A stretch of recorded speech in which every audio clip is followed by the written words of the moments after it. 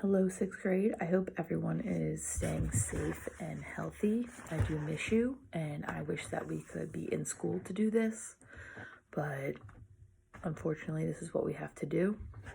So we are going to read chapter 3 of Number the Stars.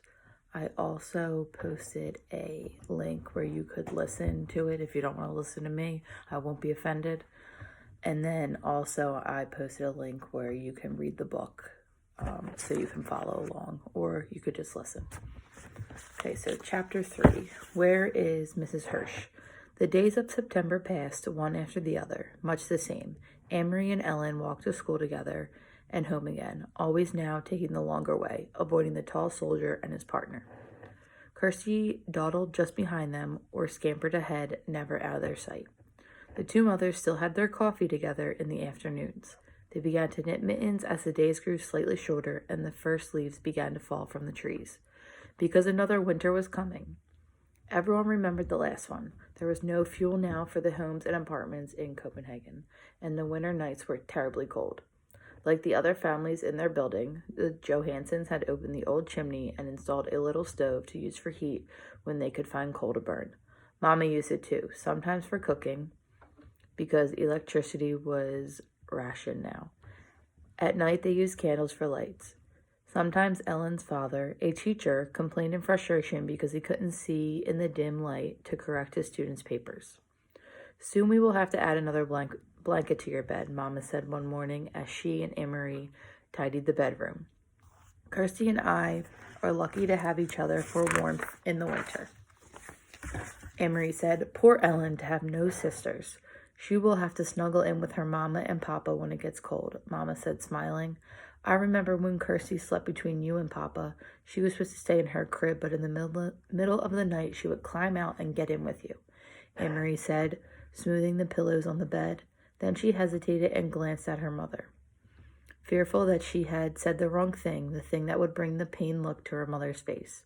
The days when little Kirsty slept in Mama and Papa's room were the days when Lucy and Anne-Marie shared this bed. But Mama was laughing quietly. I remember too, she said. Sometimes she wet the bed in the middle of the night. I did not, Kirsty said haughtily from the bedroom doorway. I never, ever did that. Mama, still laughing, knelt and kissed Kirsty on the cheek. Time to leave for school, girls, she said. She began to button Kirsty's jacket. Oh dear, she said suddenly. Look, this button has broken right in half. Anne-Marie, take Kirsty with you after school to the little shop where Mrs. Hirsch sells thread and buttons. See if you can buy just one to match the others on her jacket. I'll give you some kroner and it shouldn't cost very much. But after school, when the girls stopped at the shop, which had been there for as long as Anne-Marie could remember, they found it closed. There was a new padlock on the door and a sign, but the sign was in German. They couldn't read the words. I wonder if Mrs. Hirsch is sick, Anne-Marie said as they walked away. I saw her Saturday, Ellen said. She was with her husband and their son. They all looked just fine, or at least the parents looked just fine. The son always looked like a horror, she giggled. Anne-Marie made a face. The Hirsch family lived in the neighborhood, so they had seen the boy Samuel often. He was a tall teenager with thick glasses, stooped shoulders, and unruly hair. He rode a bicycle to school, leaning forward and squinting, wrinkling his nose to nudge his glasses into place. His bicycle had wooden wheels, now that rubber tires weren't available, and it creaked and clattered on the street. I think the Hirsches all went on vacation to the seashore, Kirsty announced, and I suppose they took a big basket of pink frosted cupcakes with them, Anne-Marie said sarcastically to her sister. Yes, I suppose they did, Kirsty replied. Anne-Marie and Ellen exchanged looks that meant, Kirsty is so dumb. No one in Copenhagen had taken a vacation at the seashore since the war began. There was no pink frosted cupcakes. There hadn't been for months. Still, Anne-Marie thought, looking back at the shop before they turned the corner, where was Mrs. Hirsch? The Hirsch family had gone somewhere. Why else would they close the shop?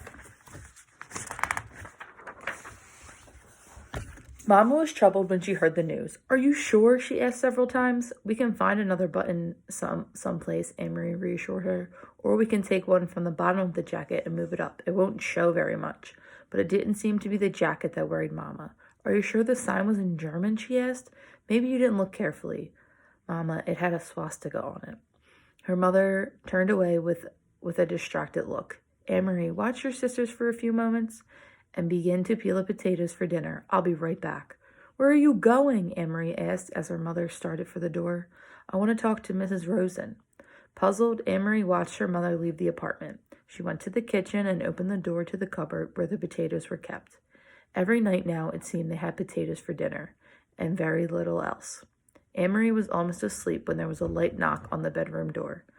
Candlelight appeared as the door opened and her mother stepped in. Are you asleep, Anne-Marie? No, why? Is something wrong? Nothing's wrong, but I'd like you to get up and come out to the living room. Peter's here. Papa and I want to talk to you. Anne-Marie jumped out of bed and Kirsty grunted in her sleep. Peter. She hadn't seen him in a very long time. There was something frightening about his being here at night. Copenhagen had a curfew and no citizens were allowed out after 8 o'clock. It was very dangerous, she knew, for Peter to visit at this time, but she was delighted that he was here. Though his visits were always hurried, they almost seemed secret somehow, in a way she couldn't quite put her finger on it. Still, it was a treat to see Peter. It brought back memories of happier times, and her parents loved Peter too. They said he was like a son. Barefoot, she ran to the living room into Peter's arms. He grinned, kissed her cheek, and ruffled her long hair. You've grown taller since I saw you last, he told her. You're all legs. Anne-Marie laughed. I won the girls' foot race last Friday at school, she told him proudly. Where have you been? We've missed you. My work takes me all over, Peter explained. Look, I brought you something, one for Kirsty, too. He reached into his pocket and handed her 2 seashells. Anne-Marie put the smaller one on the table to save it for her sister. She held the other one in her hands, turning it in the light, looking at the rigid, pearly surface. It was so like Peter to bring just the right gift. For your Mama and Papa, I brought something more practical, 2 bottles of beer. Mama and Papa smiled and raised their glasses. Papa took a sip and wiped the foam from his upper lip. Then his face became more serious. Anne-Marie, he said, Peter tells us that the Germans have issued orders closing many stores run by Jews. Jews? Anne-Marie repeated. Is Mrs. Hirsch Jewish? Is that why the button shop is closed? Why have they done that? Peter leaned forward. It is their way of tormenting. For some reason, they want to torment Jewish people. It has happened in other countries. They have taken their time here, have let us relax a little, but now it seems to be starting. But why the button shop? What harm is a button shop? Mrs. Hirsch is such a nice lady. Even Samuel, he's a dope, but he would never harm anyone. How could he? He can't even see with his thick glasses. Then Anne-Marie thought of something else. If they can't sell their buttons, how will they earn a living? Friends will take care of them, Mama said gently. That's what friends do. Anne-Marie nodded. Mama was right, of course. Friends and neighbors would go to the home of the Hirsch family, would take them fish and potatoes and bread and herbs for making tea. Maybe Peter would even take them a beer. They would be comfortable until the shop was allowed to open again. Then suddenly she sat upright, and her eyes wide. Mama, she said, Papa, the Rosens are Jewish too. Her parents nodded, their faces serious and drawn. I talked to Sophie Rosen this afternoon after you told me about the button shop, Mama said. She knows what is happening, but she doesn't think that it will affect them. Anne-Marie thought and understood. She relaxed. Mr. Rosen doesn't have a shop. He's a teacher. They can't close a whole school. She looked at Peter with the questions in her eyes. Can they? I think the Rosens will be all right, he said, but you keep an eye out on your friend Ellen and stay away from those soldiers. Your mother told me what happened on Oyster Brigade. Anne-Marie shrugged. She had almost forgotten the incident. It was nothing. They were only bored and looking for something to talk to, I think. She turned to her father. Papa, do you remember what you heard the boys say to the soldier? That all the Denmark would be the king's bodyguard? Her father smiled. I have never forgotten it, he said. Well, Anne-Marie said slowly, now I think that all of Denmark must be bodyguard for the Jews as well. So we shall be, Papa replied. Peter stood. I must go, he said. And you, Longlegs? It is way past your bedtime now. He hugged Anne-Marie again. Later, once more in her bed, besides the warm cocoon of her sister, Anne-Marie remembered how her father had said 3 years before that he would die to protect the king, and that her mother would too. And Anne-Marie, 7 years old, had announced proudly that she also would. Now she was 10, with long legs and no more silly dreams of pink frosted cupcakes. And now she and all the Danes were to be bodyguards for Ellen and Ellen's parents and all of Denmark's Jews. Would she die to protect them? Truly. Anne-Marie was honest enough to admit, there in the darkness to herself, that she wasn't sure. For a moment she felt frightened, but she pulled the blanket up high around her neck and relaxed. It was all imaginary anyway, not real. It was only in the fairy tales that people were called upon to be so brave to die for one another, not in real-life Denmark. Oh, there were the soldiers, that was true, and the courageous resistance leaders, who sometimes lost their lives, and that was true too. But ordinary people, like the Rosens and the Johansons, Anne-Marie admitted to herself, snuggling there in the quiet dark, that she was glad to be an ordinary person who would never be called upon for courage. Okay, so that is chapter 3. So you should have already done the vocab.